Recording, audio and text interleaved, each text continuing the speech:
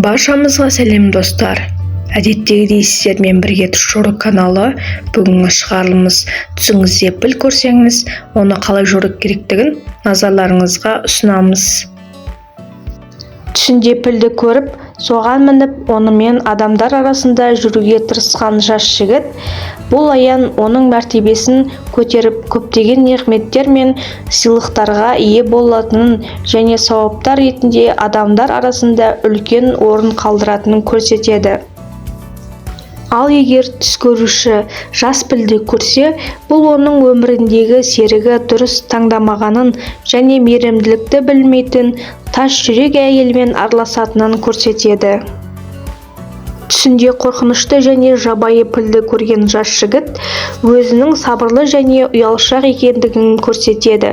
Сондықтан ол өмірінде көптеген қысымдар мен қиындықтарға тап болады.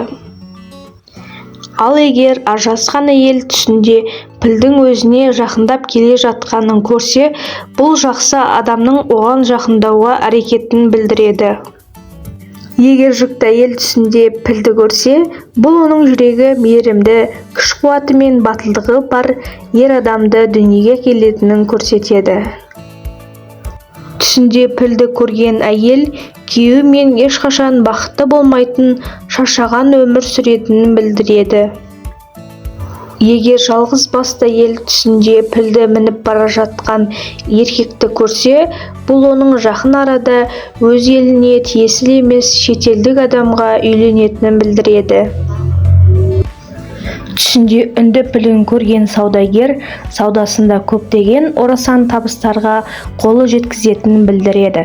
Бұл оның атына нарықта және әріптестері мен бәсекелестерінің арасында алтын әріппен жазылатын болады.